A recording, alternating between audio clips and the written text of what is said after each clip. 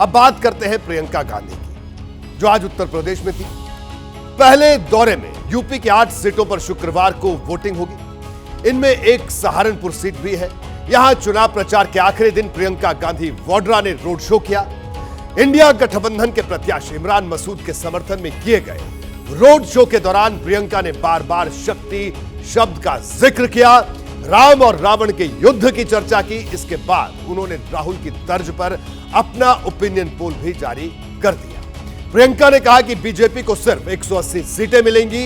ये राहुल की तरफ से किए गए दावे से 30 सीटें ज्यादा है।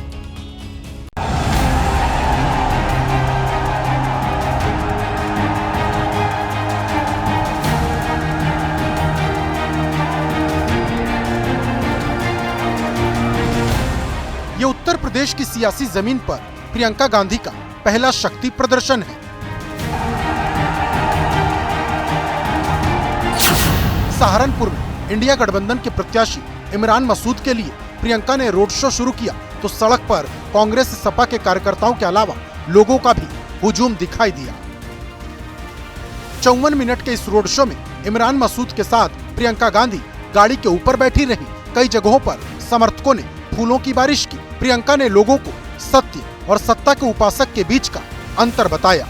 आज कोई जो इस देश में सत्ता में बैठे हैं वो माता के उपासक नहीं है, वो सत्य के उपासक नहीं है, वो सत्ता के उपासक हैं।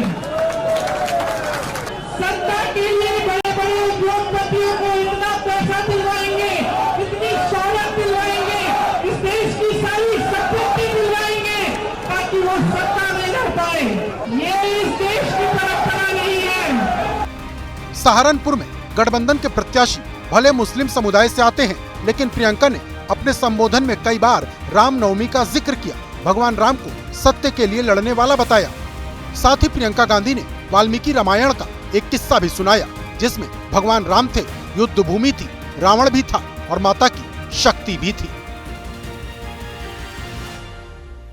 वाल्मीकि रामायण में लिखा है कि जब भगवान राम युद्ध भूमि में उतरे तो उन्होंने सामने देखा तो शक्ति, माता की पूरी शक्ति रावण के तरफ थी। मायूस हुए भगवान राम, मायूस हुए कि ऐसा क्यों हो रहा है। तो मायूस होकर उन्होंने 8-9 दिनों की तपस्या की। उन्होंने अन्न छोड़ा, व्रत रखा और 9 दिनों के लिए उन्होंने माता की उपासना और आराधना की, ये समझने के लिए कि माँ शक्ति उनको क्यों दे रही है और ये शक्ति मेरे पास क्यों नहीं है। मैं आराधना करूंगा ताकि माँ की शक्ति मेरे पास आए। सिर्फ प्रियंका गांधी ही नहीं, इमरान मसूद भी कई मौकों पर रामचरितमानस की चौपाइयां पढ़ चुके हैं। चुनाव प्रचार में हिंदू मुस्लिम भाई भाई वाला नारा दोहरा चुके हैं। रघुकुल रीत सदा चली आई। कांग्रेस के नेता राम के नाम पर चाहे जितना जोर दे, लेकिन सच ये है कि यूपी की सियासी जमीन कांग्रेस के लिए बंजर है और इस चुनाव में समाजवादी पार्टी का गठबंधन पार्टी के नेताओं को संजीवनी नजर आता है। प्रियंका ने कहा, अगर ईवीएम में कोई सेटिंग नहीं होगी तो बीजेपी 180 का आंकड़ा भी नहीं छू पाएगी। किस आधार पे ये कह रहे हैं कि ये 400 पार होंगे, यही जाने। या तो इन्होंने कुछ गड़बड़ पहले से कर रखी है कि इनको मालूम है कि हमें 400 मिलने वाले हैं। अगर इस देश में आज के दिन ऐसा चुनाव हो जिसमें कोई गड़बड़ी नहीं हो, जिसमें ईवीएम में कोई गड़बड़ी नहीं है, तो मैं दावे के साथ कह सकती हूँ ये 180 से ज्यादा सीट नहीं ले सकते, उससे भी कम लेंगे। प्रियंका अब तक कई राज्यों में पार्टी के प्रत्याशियों के लिए चुनाव प्रचार कर चुकी हैं। उत्तराखंड और राजस्थान के बाद यूपी में उनकी पहली रैली थी, लेकिन एक सवाल अभी भी जिंदा है, क्या प्रियंका खुद रायबरेली से चुनाव लड़ेंगी?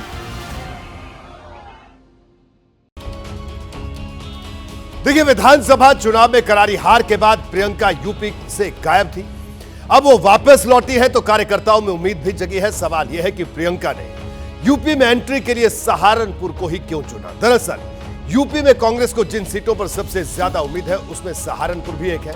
यहां के कुछ समीकरण मैं आपको बताता हूं जिससे तस्वीर कुछ हद तक साफ होगी। कांग्रेस के लिए यहां सबसे मजबूत कड़ी इमरान मसूद है, जिन्होंने राजनीति में घाट घाट का पानी पिया है और करीब 20 साल से सियासत कर रहे हैं। 2006 में वो सहारनपुर से नगर पालिका परिषद के चेयरमैन बने थे। इसके बाद 2007 में विधानसभा चुनाव हुए तो निर्दलीय लड़कर मुजफ्फराबाद से विधायक भी बने। हालांकि उसके बाद उन्होंने 4 बार विधानसभा और लोकसभा का चुनाव लड़ा, लेकिन हार गए। बड़ी बात यह थी कि हर चुनाव में उन्हें बम्पर वोट मिलते रहे। 2012 में नकुड़ विधानसभा से कांग्रेस के टिकट पर चुनाव लड़ा और सिर्फ 4000 वोट से वो चुनाव हार गए। इसी तरह 2014 में सहारनपुर से कांग्रेस के टिकट पर लोकसभा का चुनाव लड़ा, तब इन्हें 4 लाख से ज्यादा वोट मिले थे और 65,000 वोट से हार हुई थी।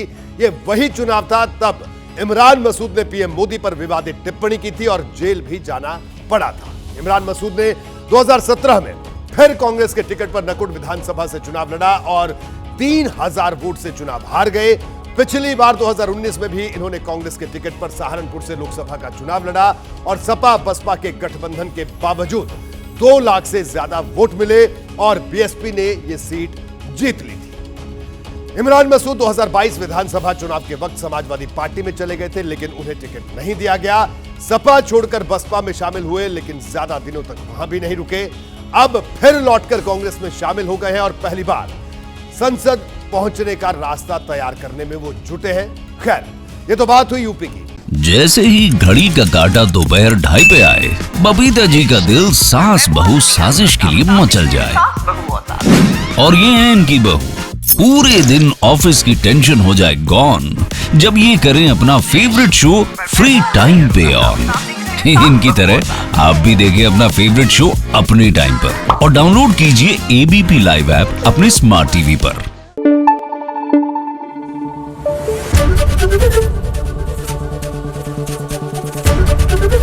एबीपी न्यूज आपको रखे आगे।